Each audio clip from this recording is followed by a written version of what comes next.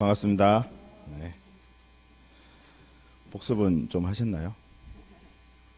네.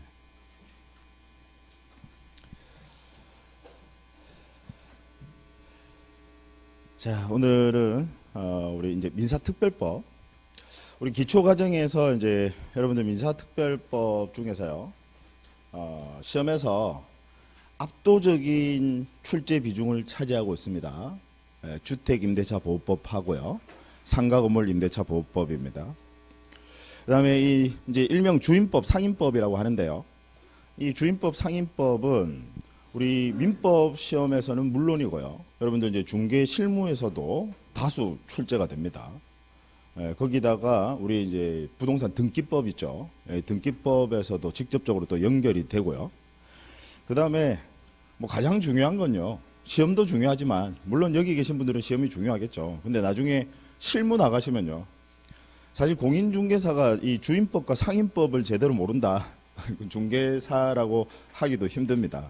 그 정도로 우리 실무에서 뭐 가장 중요한 법을 꼽으라고 한다면 주임법과 상임법입니다. 여러분들 업무와도 아주 중요한 부분이죠.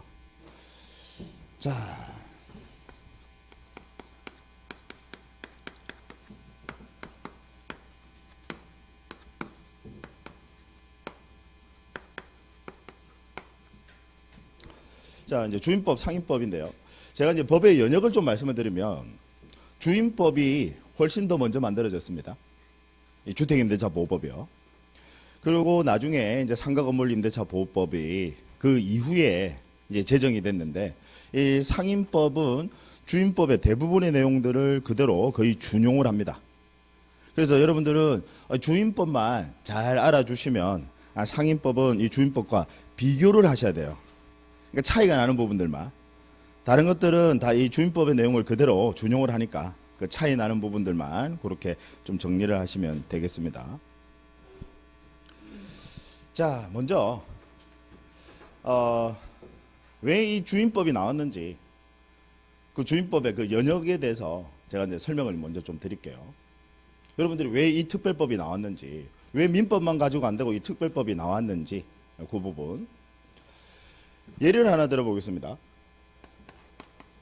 가령 갑이라는 사람이요, 이 X라는 부동산의 소유자입니다. 소유자 갑이 을이라는 사람과 임대차 계약을 체결합니다. 자, 우리 갑을 뭐라고 하냐면요, 임대인이라고 합니다. 그럼 을을 임차인이라고 해요. 자, 여기서 이제 여러분들 제가 누누이 강조드리는, 우리 계약이라는 게 약속할 때 약자거든요. 그죠? 계약이라는 게. 그럼 이 계약을 통해서 나온 권리, 계약을 체결하게 되면요, 권리와 의무가 발생을 하게 됩니다. 서로 약속을 하게 되면 누군가에게는 권리가 발생하고요, 또 누군가는 이에 대한 의무가 발생을 합니다. 자, 이 계약을 통해서 나온 권리는 채권일까요? 물권일까요? 채권이다라는 거. 그 부분 제가 누누이 강조를 드립니다. 계약을 통해서 나온 권리는 오로지 그 계약의 상대방에 대해서만 권리를 주장 행사할 수 있는 채권이다라는 거. 그걸 여러분들이 항상 이 법을 공부하실 때는요, 우리 민사법을 공부하실 때는 항상 그 개념을 여러분들이 인지를 하셔야 돼요. 자, 이 을이 가지고 있는 권리, 임대차 계약을 체결하게 되면 임차권이라는 게 발생을 했어요. 임차권. 이 임차권이라는 권리는 채권입니까? 물권입니까? 채권이다라는 거예요. 채권. 우리 지난 시간에 여러분 물권 법정주의 공부했던 거 기억나십니까? 네, 물권 법정주의. 그래서 물권이라고 하는 것은 물건에 대한 권리. 이 물건에 대한 권리인 물권이라고 하는 것은 누군가에 대해서도 권리를 주장 행사할 수 있는, 그죠? 대세효가 있다라고 했잖아요. 대세효. 누군가에게도 권리를 주장 행사할 수 있다. 이에 반해서 채권은요, 오로지 그 상대방에 대해서만 권리를 주장 행사할 수 있다는 거. 그래서 계약을 통해서 나온 권리는 계약이라는 약속을 하지 않았으면요, 을은 갑에 대해서 임차권이 발생하지 않죠. 그 계약을 통해서 나온 권리는 오로지 그 계약의 상대방에 대해서만 권리를 주장 행사할 수 있습니다. 따라서 이 임차권은 채권입니까? 물권입니까? 채권이다. 자, 만약에 계약 기간을 2년으로 정했다라고 한번 가정을 해볼게요. 이 X 부동산에 대해서 임대차 계약을 체결하면서요. 계약 기간을 2년으로 정했다. 자, 한 1년 정도 지났어요. 아직 계약 기간이 1년 남았습니다. 근데 이 상태에서 갑이요, 병에게 자신의 소유권을 양도를 합니다. 즉 매매를 하든 증여를 하든 자신의 소유권을 양도를 해요. 그러면 이제 병이라는 사람이 새로운 소유자다, 그죠? 이 새로운 소유자 병을 뭐라고 하냐면, 용어 알아두세요. 얘를 제3 취득자라고 합니다. 새로운 소유자다 이 말이지.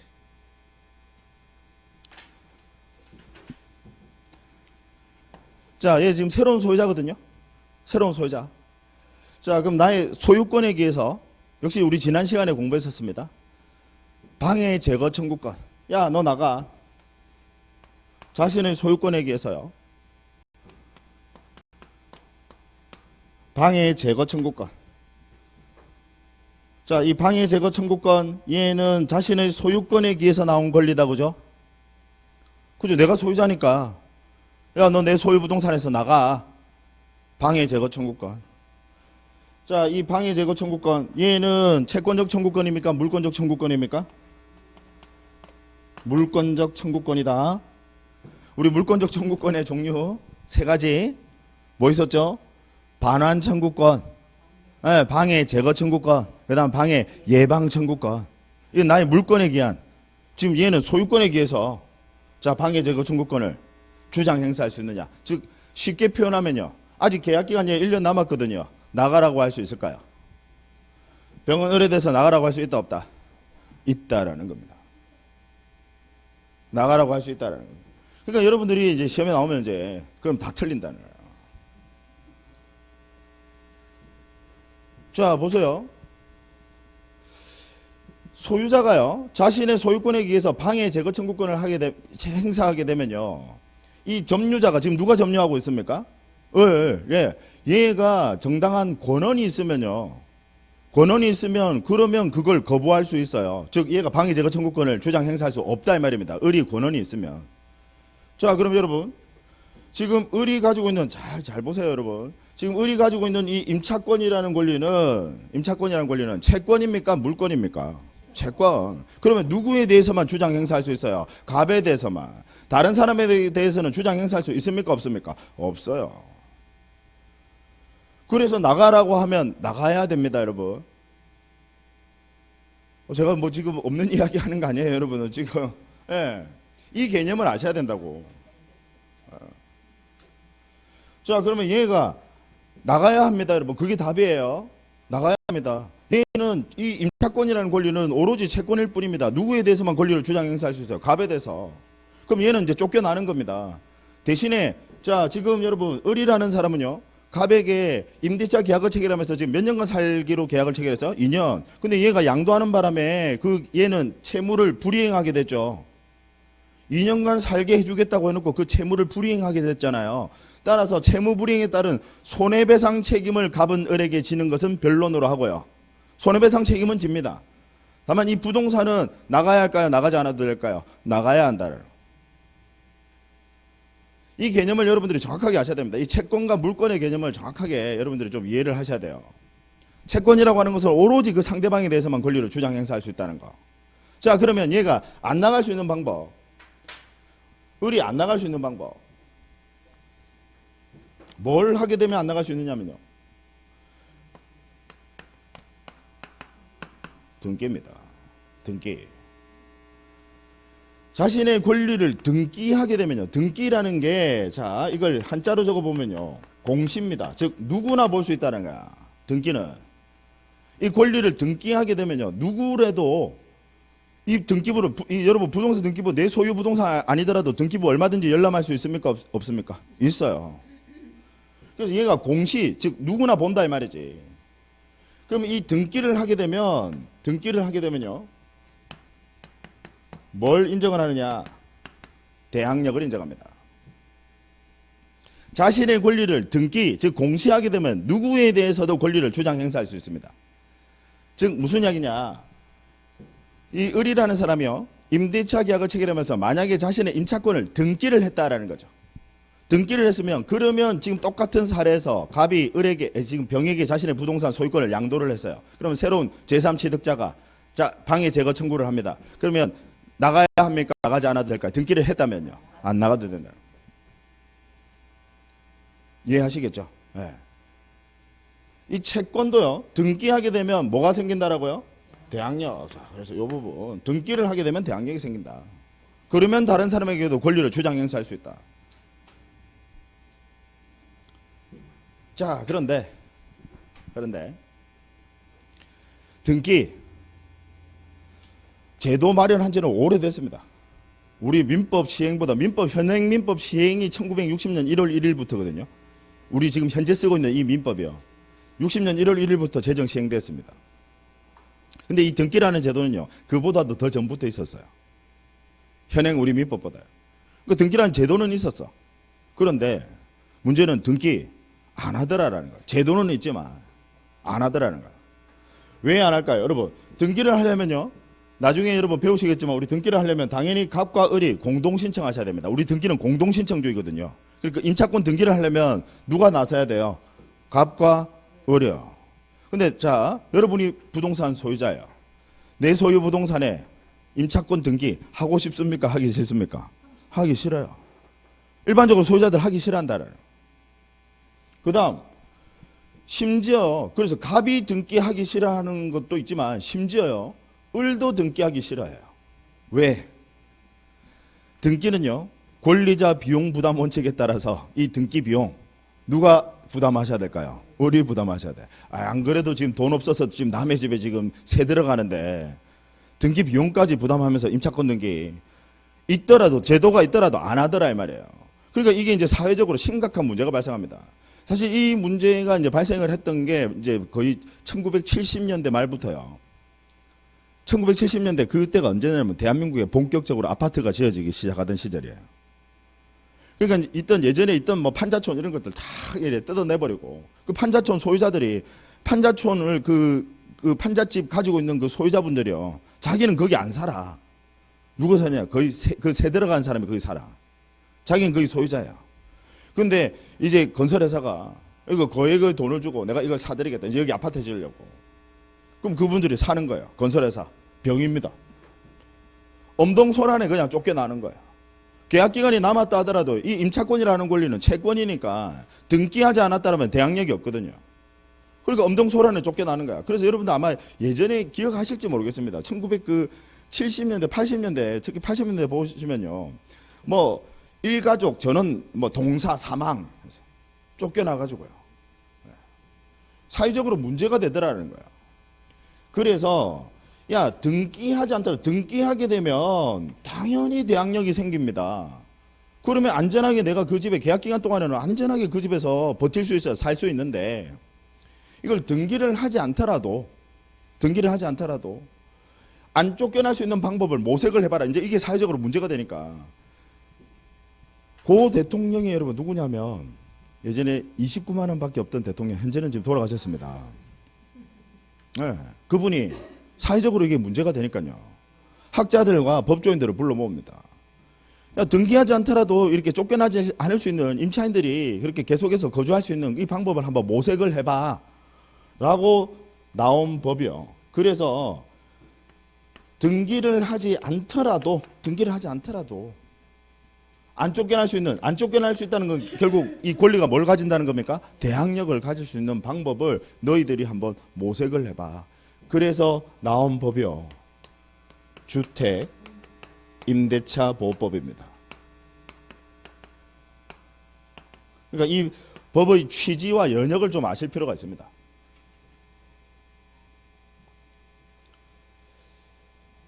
그럼 이 주택 임대차 보호법에서요. 이 보호법에서 뭘 하게 되면 대항력이 생기느냐? 뭘 하게 되면? 자, 주민등록 플러스 점유입니다. 두 가지. 주민등록과 점유를 하게 되면요. 그러면 대항력이라는 걸 인정한다 이 말이죠. 이 주임법이라는 특별법에서요.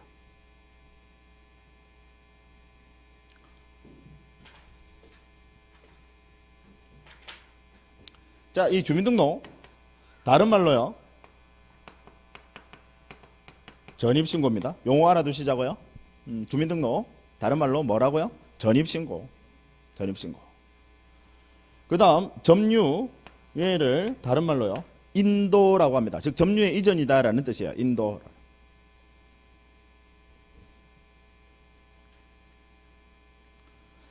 이 두 가지를 갖추면 등기하지 않더라도 대항력을 인정합니다. 어느 법에서요? 주임법에서요. 자, 제가 지금 높아심에 다시 한번 말씀드리는데, 만약에 여러분들 시험에 주택임대차보호법이라, 설문에 주택임대차보호법이란 말 없어. 또는 뭐 상가 건물 임대차 보호법이란 말이 없어요. 그냥 아무 말 없이 그냥 이렇게 사례를 내요. 그러면 아무 말 없이 이렇게 사례를 냈다는 것은 이건 당연히 민법을 이야기하는 거거든요. 주임법이나 상임법, 특별법이 아니라 민법에 대해서 여러분들을 판단을 하셔야 돼. 아무 말 없으면. 그러면 이때는 여러분, 이때는 아까 지금 제3취득자 병 계약기간이 남았다 하더라도요, 임차인 을은요, 제3취득자 병에게 자신의 임차권을 주장 행사할 수 있다 없다? 없다. 그러니까 시험에 나오면 여러분 잘 보셔야 돼. 이게 원칙과 예외를 헷갈리면 안 돼요. 그러니까 아무 말 없으면 당연히 우리 민법 그 민법상에서는 자, 얘 임차권 채권이니까 제3취득자 병에게 자신의 채권을 주장 행사할 수 있다 없다? 없다. 근데 이제 시험 설문에 주택임대차보호법에 의하여 주민등록과 뭐 점유를 했다라는 표현이 나와요. 그러면 여러분 이제는 계약기간 남았어요. 자, 나가야 됩니까? 나가지 않아도 됩니까? 나가지 않아도 된다. 그러니까 시험에 나오면 그 설문이 뭔지를 잘 보시라고. 아시겠죠? 예. 여러분들이 왜 대부분의 분들이 안 나가도 된다라고 생각을 하시느냐면요, 사실 우리 일반인들한테는 이 주택임대차보호법이나 상가건물 임대차보호법이 이제 너무 일반화돼 버렸어. 일반인들도 사실 그 웬만한 분들은 이 정도는 배경 지식으로 알고 계신단 말이야.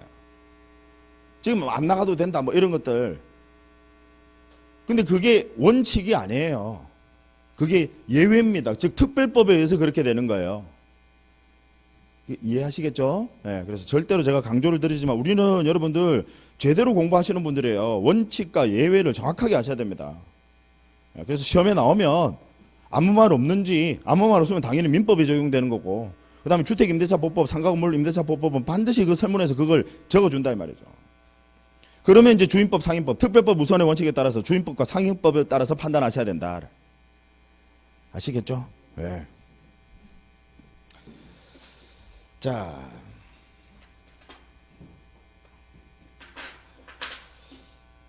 오늘 우리 이제 주임법에서요, 여러분들이 첫 번째로 공부하실 내용이 대항력입니다. 대항력.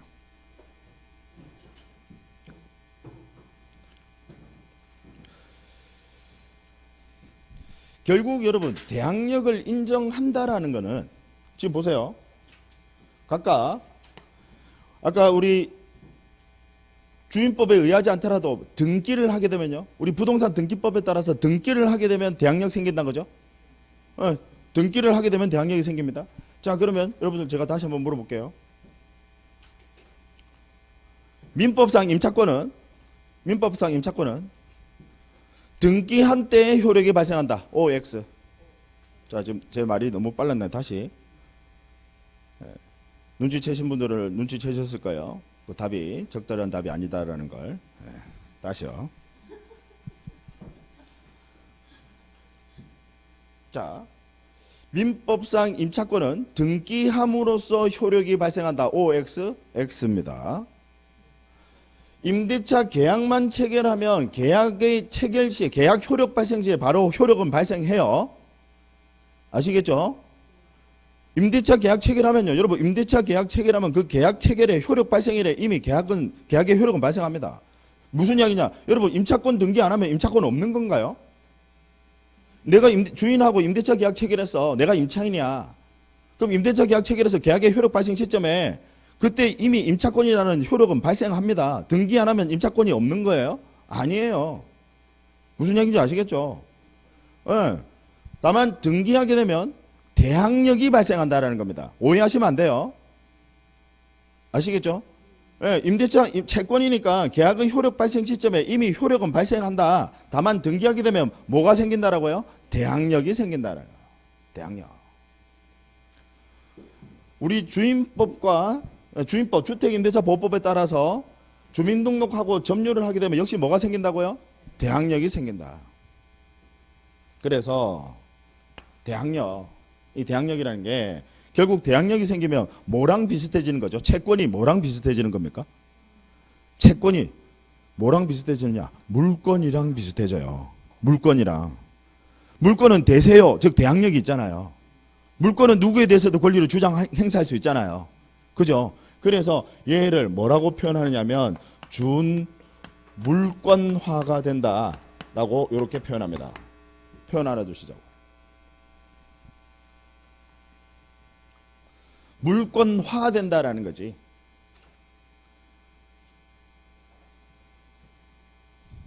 물건이 되지는 않습니다.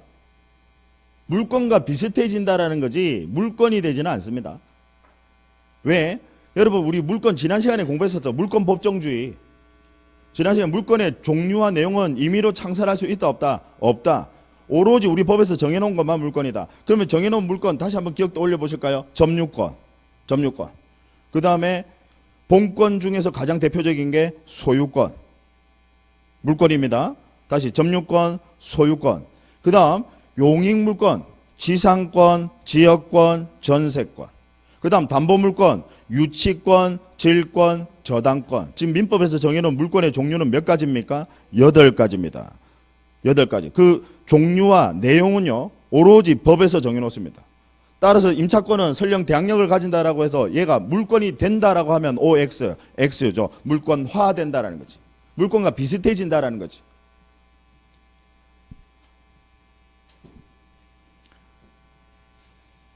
개념 다시 한번요. 이 중요한 개념 좀 잡고 가셔야 됩니다, 여러분. 예. 이 시간이 좀 걸리더라도. 자, 다시요. 우리 임대차 계약을 통해서 나온 권리는, 자, 계약을 통해서 나온 권리는 채권, 물건. 이제 빨리 해보자. 채권, 물건, 채권. 그럼 채권은 누구에게도 권리를 주장 행사할 수 있습니까? 아니면 그 상대방에 대해서만 할 수 있습니까? 상대방에 대해서. 따라서 그 계약에 지금 계약 기간이 남았다 하더라도 소유자가 바뀌었어요. 소유자가 바뀌어서 야, 너 나가라고 방해 제거를 청구하면 응해야 됩니까? 응하지 않아도 됩니까? 응해야 된다라는 거. 응해야 된다. 다만 이 채권도요. 등기하게 되면 대항력을 가집니다. 즉 물건화된다라는 거지. 등기하게 되면. 따라서 등기했을 때는 자 명도에 응해야 됩니까? 응하지 않아도 됩니까? 응하지 않아도 된다. 누구에게도 권리를 주장 행사할 수 있으니까.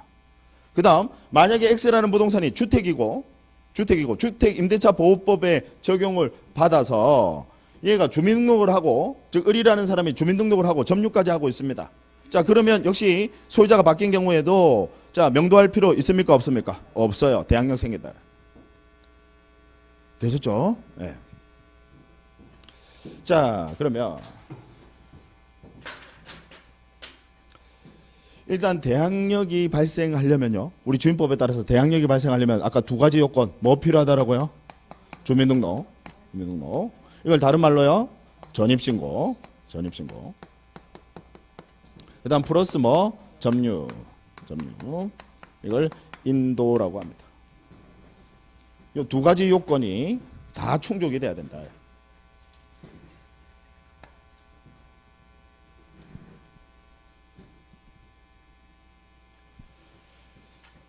그럼 학자들이 아까 그랬죠. 권리를 등기라는 게 공시잖아요. 누구나 볼 수 있도록. 그죠? 공시를 하니까 그러니까 대항력이 생기는 거 아닙니까? 그죠? 그러면 왜 주택임대차보호법에서 여러분 잘 보세요. 주민등록 공시기능이 있습니까? 없습니까? 즉 누구나 볼 수 있는 공시기능이 있느냐 없느냐. 완벽하진 않더라도요. 있습니다. 무슨 얘기냐면 여기에 누군가가 주민등록이 되어 있다라는 사실은 우리 국민들 누구나 알 수 있어요. 그걸 뭐라고 하냐면 우리 실무에서 그걸 뭐라고 하냐면 전입세대 열람이라고 합니다. 전입세대 열람. 이거는 누구나 가능해요. 누구나. 즉 공시기능이 어느 정도 있더라 이 말이죠.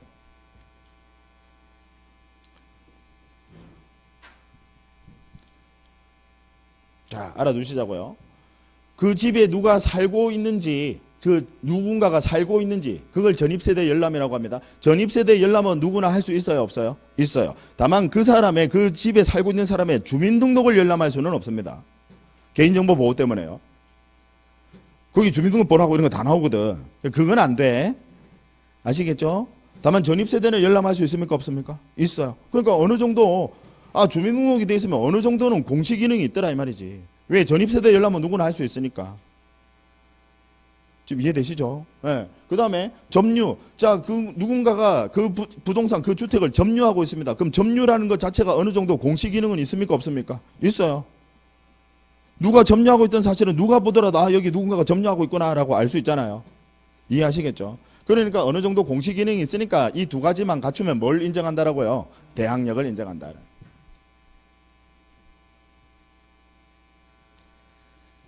아시겠죠? 네. 자, 그 다음에요. 주민등록과 관련해서 우리 시험에도 자주 출제되고요. 유명한 대법원 판례고 우리 실무상으로도 아주 중요합니다. 뭐냐면 보통 임차인하고요. 임차인. 주로 임대차 계약을 체결하면 그 임차인, 뭐 집에 아버지가 주로 뭐 임차인이 되는 경우가 많죠. 아버지가 임대차 계약을 이제 체결을 하죠. 그 다음에 플러스 그 임차인을 제외한 가족들, 뭐 배우자라든지 왜 자식들, 가족들. 자, 이분들이 전부 다 주민등록을 하고 있어요. 하고 있다가 임대차 계약 기간 중에 요 임차인이 갑자기 다른 데로 발령이 난 거야. 자기 가족들은 거기 그대로 살고. 여러분들 한번 여러분 상식의 선에서 한번 판단해 보세요. 그래서 이분만 다른 데로 전출을 나가서 즉 다른 데다 전입신고를 한 거야. 가족들은 그대로 주민등록을 두고 있고. 지금 사실관계 아시겠죠? 네, 자, 이 경우에 여러분들이 한번 판단해 보세요. 여러분들이 이제 법관입니다. 자, 이 경우에는 그대로 대항력을 인정하는 게 타당하냐, 타당하지 않느냐. 대항력을 인정할까요? 인정하지 않을까요? 인정하지 않는다. 야, 만약에요. 근데 아니 그렇지 않아. 생각해 보시면 아니 아버지가 임차인으로 계약 체결해서 전입신고하고 가족들 그 다 거기 들어가 있어. 가족들 다 전입하고 있어. 그럼 어느 정도는 전입신고가 돼 있으니까 공시 기능은 있다. 여기 전입세대 열람하면 누군가가 들어가 있다는 걸 알 수 있거든. 근데 아버지만 빠져나갔어요. 물론 아버지가 법적으로 임차인이긴 해요. 그럼 이 경우에 만약에 대항력을 인정하지 않는다. 이건 너무나도 가혹합니다. 항상 법은 공평이거든요. 네, 그래서 우리 판례는 이런 경우에도 여전히 대항력은 인정한다라는 게 대법원 판례입니다. 아시겠죠? 네. 설령 임차인만 다른 데로 지금 직장 발령 나가지고 전출 갔다 하더라도 이 경우에는 대항력을 그대로 인정하겠다라는 게 우리 판례 입장입니다. 자, 여러분 관련된 그 판례들 몇 가지. 여러분 자료 지금 가지고 계시죠? 네. 여기 방가로 1번을 보세요. 방가로 1번. 임차인이 가족과 함께 보셨나요?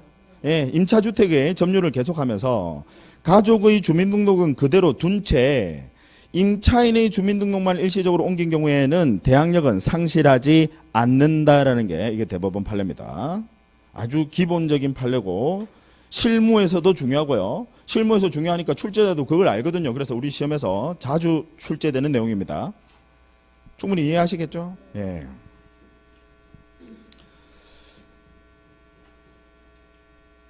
자, 그 다음에요. 또 하나 알아두셔야 될 거. 자, 그럼 대항력을 아까 인정을 한다라고 했는데 주민등록을 하고요. 점유를 하게 되면 즉 이사 들어갔다 이 말입니다. 그러면 언제부터 대항력을 인정하느냐?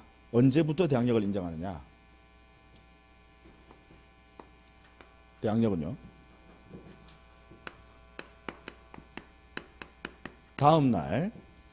그 다음날 오전 진짜 0입니다. 0. 그냥 동그라미 OX의 의미가 아니고 진짜 0. 오전 몇 시요? 0시부터요. 즉 자정이라고 하죠. 이때부터 대항력을 인정합니다. 법에서 이렇게 규정을 두고 있어요.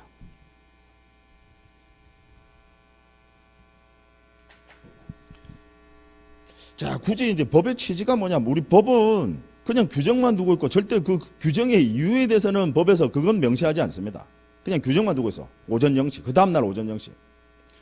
자, 왜 이제 이런 일이 생기냐면, 여러분, 우리 저당권 있죠? 저당권. 은행에서 돈 빌려주면서 그 부동산 소유자에게 설정을 받은 저당권. 즉, 이제 저당권자 하면 은행 생각하시면 돼요. 은행. 당연히 저당권도 물건입니다. 그래서 대항력이 있고요. 대항력이 있고. 나중에 좀 이따 보시겠지만, 이제 이 저당권은요, 우선 변제권도 있습니다. 즉, 우선 변제권이라는 게 만약에 경매에 들어갔을 때 다른 채권자들보다 먼저 배당받아 간다 이 말이에요. 저당권자인 은행이. 그러면 이제 이 자들, 이 저당권자와, 그럼 저당권은 당연히 물건이니까 뭐 할까요? 뭐 할까요? 물건이니까 당연히 저당권은 뭐 할까요? 등기. 여러분, 우리 기억나시죠? 부동산 물권 변동은 이퀄 법률행위 플러스 뭐까지? 등기. 등기까지 해야 되거든. 그럼 이 저당권자가 등기를 해. 그 다음에 그 집에요. 이제 새 들어가는 사람이 전입신고하고 이사를 들어갑니다. 만약에 같은 날 전입신고하고 이제 그때 매수인 생각해 보세요. 매수인이 집 살 때 돈 필요하잖아요. 그래서 은행에 가서 돈 빌려. 그러면서 저당권 설정하는 거야. 소유권 이전과 동시에 바로 저당권 설정하는 거죠. 그 다음에 또 새 들어와. 그럼 은행 입장에서 봤을 때 생각해 보세요. 내가 돈 빌려줄 당시에는 지금 세입자가 있었어요? 없었어요? 없었어. 이제 내가 매수인, 내가 그 집에 들어가는 사람이야. 지금 무슨 얘기인지 아시겠죠? 자, 그런데 만약에 세를 주게 되면 동일 일자에 같이 대항력이 생긴다라고 하면 서로 간에 뭐가 생깁니까? 충돌이 생겨요. 은행하고, 즉 저당권자하고.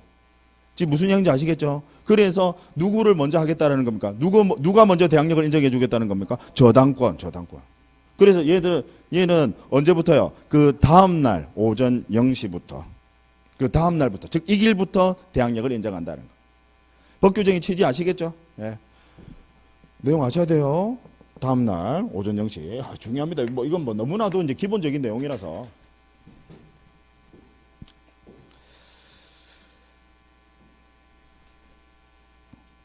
자, 방가로 2번 한번 볼게요. 우리 대항력과 관련해서 방가로 2번. 최선순위 전세권자로서의 지위와, 즉 전세권자로서의 지위와 대항력을 갖춘 주택 임차인으로서의 지위를 함께 가진 자가, 즉 무슨 이야기냐? 지금 새 들어가는 사람이 전세권 등기도 했어요. 전세권 등기도 하고 거기다가 뭐도 했느냐면 우리 주민법에 따라서 주민등록과 점유도 하고 있다 이 말이죠. 이 두 가지를 다 갖추고 있다는 겁니다. 전세권 등기도 하고 거기다가 플러스 앤드 주민등록과 점유도 하고 있다 이 말이죠. 주택임차인으로서의 지위를 함께 가진 자, 이제 의미 아시겠죠? 둘 다 했다 이 말이지. 가진 자가 전세권자의 지위에서 경매 신청함에 따라 전세권은 이 전세권자가 경매 신청을 하게 되면 전세권은 소멸합니다. 경매 신청을 하게 되면 그 나중에 여러분들 우리 민법에서도 나중에 배우실 거고 아마 여러분들 이제 중개 실무 가면 또 배우실 겁니다. 경매 신청을 하게 되면 전세권은 소멸해요. 전세권 소멸하고 나중에 그 사람은 이제 우선 변제권 가지고 배당받아 가는 겁니다. 자, 전세권은 소멸하더라도 변제받지 못한 나머지 보증금에 기하여는 대항력을 행사할 수 있다. 즉 무슨 이야기냐? 이중적 지위를 동시에 다 가진다라는 거예요.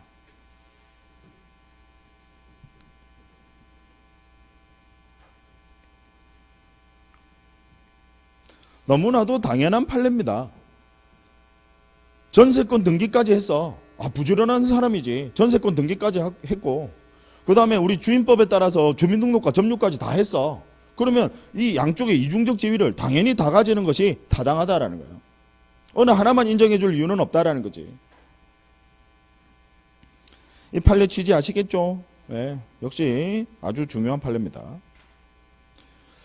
그 다음에 여러분 바로 위에 주택임대차보법 주임법 3조의 5에서 경매에 의한 임차권 소멸이라는 거 보이십니까? 법 규정 찾으셨죠? 자, 그 규정 같이 한번 봅니다. 임차권은 임차주택에 대하여 민사집행법에 따른 경매가 행하여진 경우에는 임차주택의 경락에 의해서, 경락이라는 게 이제 낙찰받았다 이 말입니다. 경매에서 누군가가 낙찰받았다 이 말입니다. 그래서 경락에 의하여 소멸한다. 즉 원칙적으로는 소멸한다.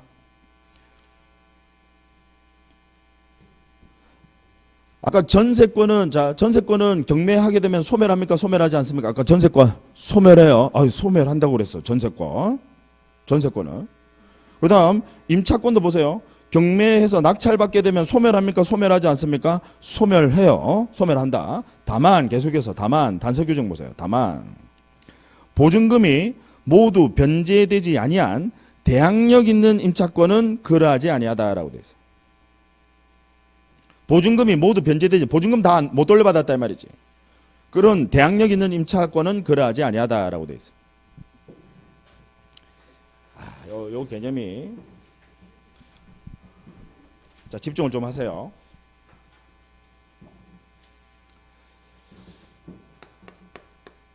정리를 하셔야 됩니다. 전세권. 그 다음 이제 주임법상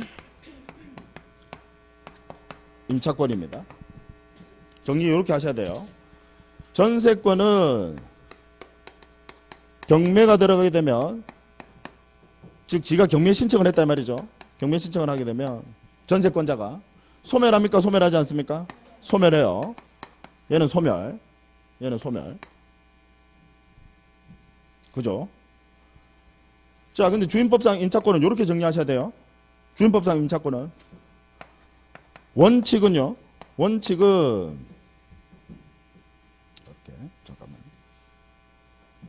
주임법상 임차권은 경매가 들어가게 되면 원칙은 어떻게 된다고요?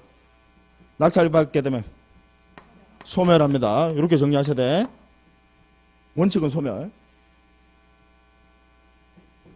다만 예외적으로 소멸하지 않는 경우가 있더라, 그죠?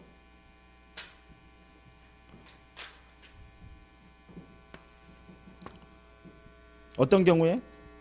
아까 법규정 읽어보셨죠? 보증금 전액이 변제되지 않은 경우에,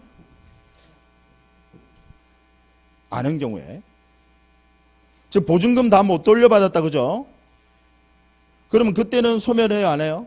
안 해요. 다만 풀었습니다. 풀었으면 여러분 엔드 관계다 이 말이죠. 그래서 보증금 전액이 변제되지 아니냐고, 그 다음에 내 권리가 대항력 있는 임차권일 때 플러스, 그때는 소멸하지 않는다는 거예요.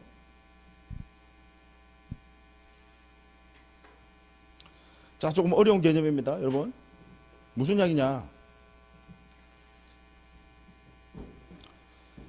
자, 만약에요, 어떤 부동산이 있어. 가령 X라는 부동산이 있어. 자, 집중을 좀 하셔야 됩니다. 상당히 어려운 개념이에요. X라는 부동산이 있는데 얘가 1순위로 이 부동산에 먼저 저당권이 설정이 됐어. 즉 돈 빌리면서 은행한테 저당권 설정해 줬다. 가령 저당권자는 뭐 예를 들어 갑이다. 갑 은행. 이 부동산에 1순위로 지금 저당권이 설정돼 있어. 그 다음에요, 2순위로요, 주임법상 대항력을 가진다. 자, 대항력을 가진다라는 게 뭐 말하는 거죠? 대항력 하면 뭐? 주민등록 플러스 뭐? 점유. 좀 더 쉽게 표현하면 저당권 설정이, 예를 들어 저당권 설정이 뭐 예를 들어 2월 1일이야. 저당권 설정이. 근데 얘는 전입신고하고 이거 점유는 3월 1일에 했다라는 거지. 지금 무슨 이야기인지 아시겠죠? 예. 만약에 지금 이런 상황이라면 이때는 대항력 있는 임차권에 해당하느냐? 대항력 있는 임차권에 이때는 해당하느냐? 만약에 이런 상황이면, 자, 이 주임법상 이 임차권은요, 지금 자기보다 선순위가 있어요, 없어요? 있어요. 그러면 이때는 대항력 있는 임차인에 해당하느냐? 해당하지 않습니다. 즉 그러면 해당하지 않으니까 결과는 어떻게 돼야 돼? 경매가 되면요, 소멸합니다. 즉 보증금 못 돌려받으라도 나가셔야 돼. 만약에 이런 상황이라면 지금 이해되세요? 네. 그럼 만약에요, 사례를 바꿔볼게요. 얘가 지금 사례 1번, 사례 1번.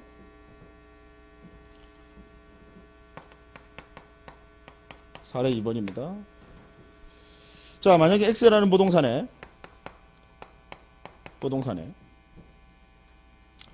1순위가 우리 주민법상 대항력 갖췄다 이 말이지. 이제 대항력 하면 뭐 말하는지 아시죠? 주민등록하고 점유. 즉 얘가 먼저 들어왔다 이 말이지. 그리고 2순위로 저당권이 설정됐다라고 한번 가정을 해볼게요. 지금 이제 사실관계 구별하시겠죠? 예. 즉 전입을 먼저 했고, 예를 들어 전입을 2월 1일 날 했고 저당권 설정은 뭐 4월 1일 날 했다 이 말이지. 일단 3월 1일은 저당권 설정이 안 될 겁니다. 예. 공휴일이라서 등기소가 놀아요.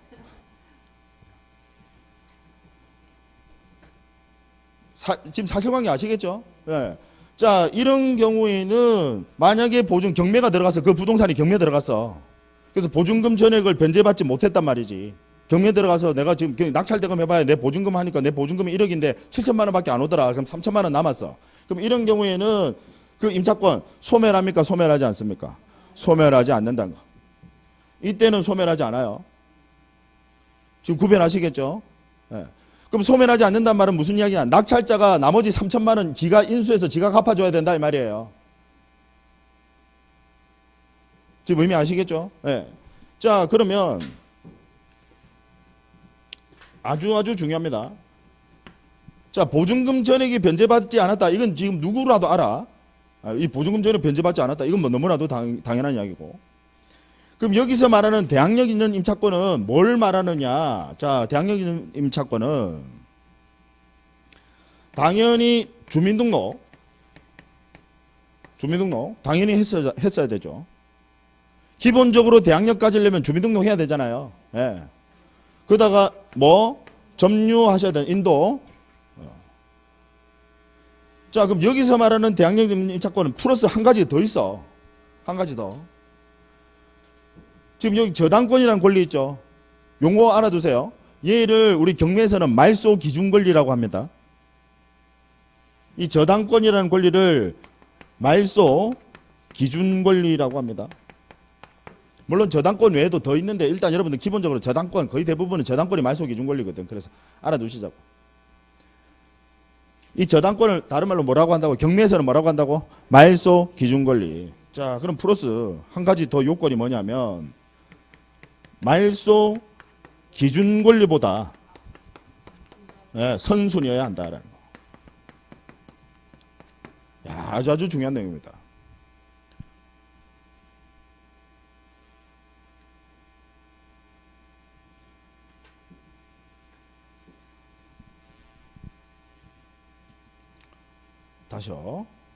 다시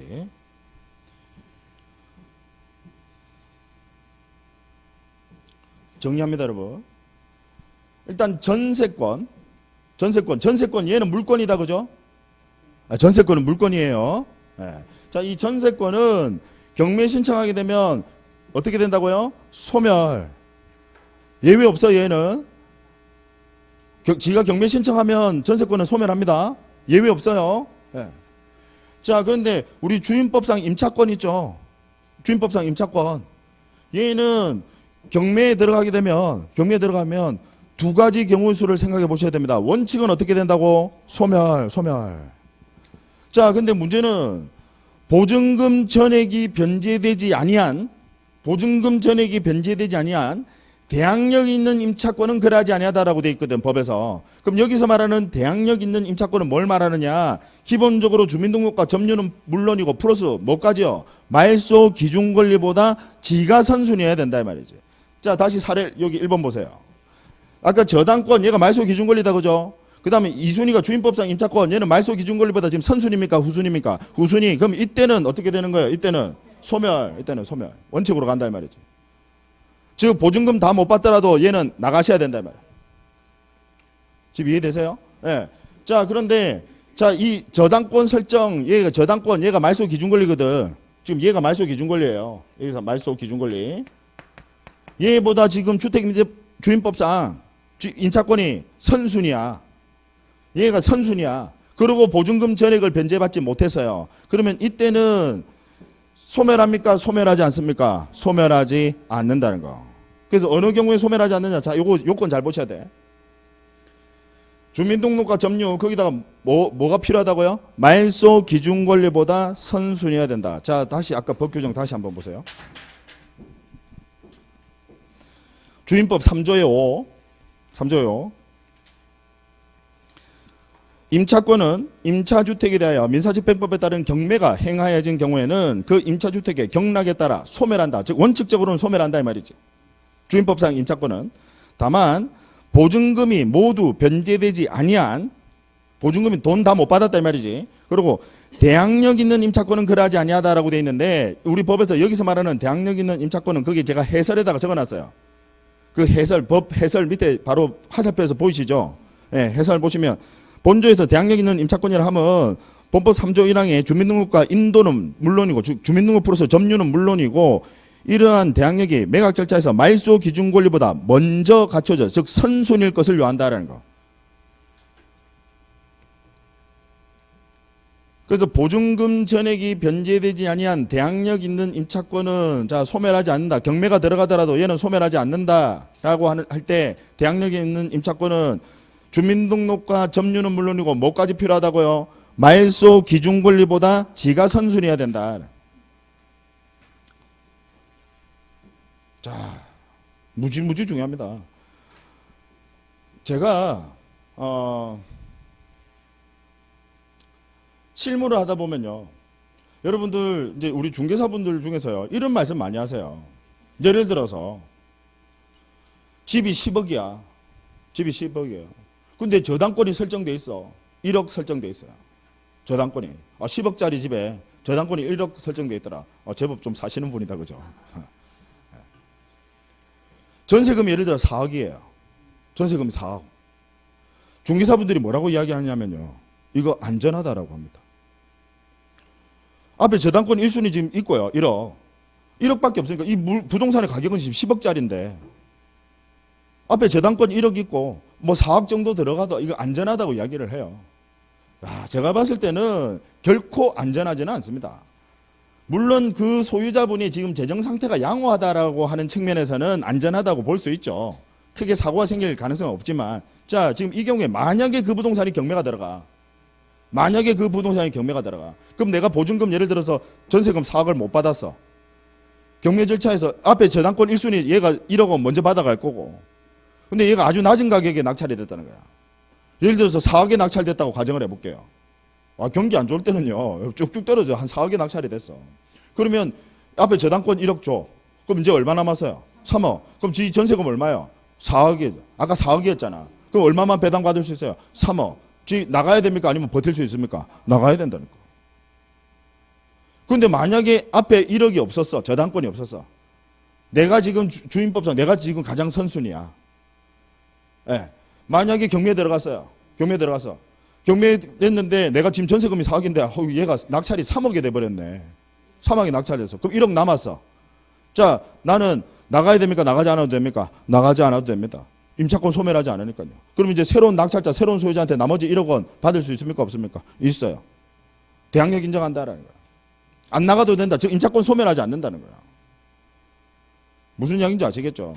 그래서 앞에 저당권 금액이 얼마 있든가 간에 그보다 후순위로 들어오는 임차권자는 불안할 수밖에는 없습니다. 예. 그래서 여러분들도 나중에 중개업을 하실 때 우리 의뢰인분들한테요. 지금 여러분 중개사고 전세사고 막 다 피해 이게 우리 중개사분들이 사실 이런 법 내용을 좀 더 정확하게 인지를 하고 알고 계셨다라면 이런 사기 이런 얼마든지 많이 막을 수 있어요. 물론 완전 진짜 대놓고 계획적으로 사기치면 그건 막기 힘들겠지. 근데 그렇지 않다라면 얼마든지 막을 수 있습니다. 그러니까 앞에 저당권 금액이 여러분 조금이라도 설정이 돼 있으면 이 부동산은 위험한 부동산일 수밖에 없어요. 그 이유 아시겠죠? 예. 자, 하나만 더 하고요. 아까 우리 주임법, 주택임대차보호법 3조의 사항을 한번 보세요. 위에 3조의 사항, 1항 바로 밑에 지금 2항, 3항은 생략이고 4항 찾으셨나요? 네. 내용 보시면 임차주택의 양수인은 임대인의 지위를 승계한다라고 되어 있죠. 지금 규정 찾으셨나요? 네. 임차주택의 양수인은 임대인의 지위를 승계한 것으로 본다. 승계한 것으로 본다. 승계. 당연히 주택임대차보호법을 지금 전제로 이야기하는 겁니다. 즉 대항력을 가지고 있는 임차인을 지금 전제로 이야기하는 거예요. 자, 잠깐 칠판 다시 보세요. 칠판 보세요. 만약에 얘가 주택, 지금 X라는 부동산이 주택이에요. 주택입니다. 얘가 지금 주민등록하고 지금 주민등록 플러스 지금 점유까지 다 하고 있습니다. 을이. 당연히 주택임대차보호법상 지금 대항력 갖추고 있다 그죠? 지금 이 상태에서 얘가 병에게 양도를 했어요. 그럼 얘 병을 제3취득자 양수인이라고 합니다. 자, 양수인. 얘가 아까 나가라고 할 수 있습니까? 없습니까? 지금 제가 아까 주임법상 주택이고 지금 주임법상 지금 점유와 플러스 주민등록 지금 다 하고 있다라고요. 지금 대항력 갖추고 있다라고. 지금 이해하시겠죠? 자, 얘 지금 소유자 바뀌었어요. 나가라고 합니다. 나가라고 할 수 있을까요? 없을까요? 없어요. 그걸 아예 명문화시킨 겁니다. 아까 3조 4항 보세요. 3조 4항. 임차주택의 양수인은 임대인의 지위를 그대로 지가 임대인 되는 거다 이 말이지. 지금 이해하시겠어요? 예. 따라서 지가 임대인이니까 계약기간 1년 남았는데 지금 나가라고 할 수 있습니까? 없습니까? 없어요. 그걸 아예 명문화시켰다 이 말이지. 내용 이해하시겠죠? 예. 자, 그 다음에요. 또 여러분들 시험에 잘 나오는 이 대항력과 관련해서요. 잘 나오는 그 판례 하나가 있습니다. 자, 한번 생각해 보죠. 이건 어떨까? 만약에 을이라는 사람이 그 전에 얘가 양도하기 전에요. 소유권 양도하기 전에 차임이 한 두 번 밀렸어. 예를 들어서 뭐 1개월 차임이 100만 원이라고 한다면 지금 그 전에 한 2개월 밀려가 한 200만 원 차임이 지금 연체가 됐어요. 그러면 부동산을 양도한 경우에 갑이 양도한 경우에 아까 제가 양수인이 법에서 보셨잖아요. 3조 4항 승계한다라고 돼 있죠. 그러면 이 연체 차임 채권도 얘가 승계를 하는 거냐? 그건 어떨까요? 여러분들 생각해 보세요. 기존의 임대인의 법에서 임대인의 지위를 승계한다라고 하는 게 이 기존의 연체 차임 채권, 즉 우리 돈으로 치면요 이자예요. 뭐랑 똑같은 개념이냐면 예를 들어서 제가 1억 원 빌려줬어. 빌려주면서 이분에게 이자를 받기로 했는데 그 전에 이자를 한 몇 번 저한테 안 주신 거야. 그리고 제가 그 채권 1억 원 채권을 이분에게 양도를 했단 말이죠. 양도를 해서 그러면 이분은 이 이자도 그 전에 밀린 이자도 이분이 가져가는 걸까요? 아니면 그 이자는 기존에 그거는 끝난 거니까 그건 제가 그대로 가지고 있는 걸까요? 네, 제가 그대로 가지고 있는 겁니다. 즉 무슨 이야기냐? 기존에 연체 차임 채권이 있다고 하더라도 얘가 부동산 소유권을 양도하게 되면 임대인의 지위를 승계한다는 거지 기존의 연체 차임 이거는 별개로 끝난 거야. 이자 채권 끝난 거라고. 지금 이해하시겠죠? 이건 승계합니까? 승계하지 않습니까? 승계하지 않는다. 자, 마지막으로 방가로 5번 밑에 방가로 5번 판례를 보세요. 시험에 잘 나옵니다. 이런 것들은 별표해 두셔야 돼. 방가로 5번 찾으셨나요? 예.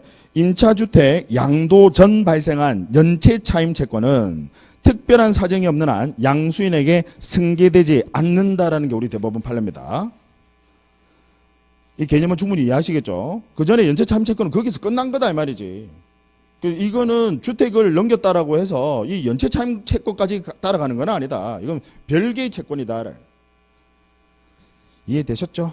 예. 자, 여기까지 하시고요. 잠깐 쉬었다가 이어서 이제 우선 변제권 하고 들어가도록 하겠습니다.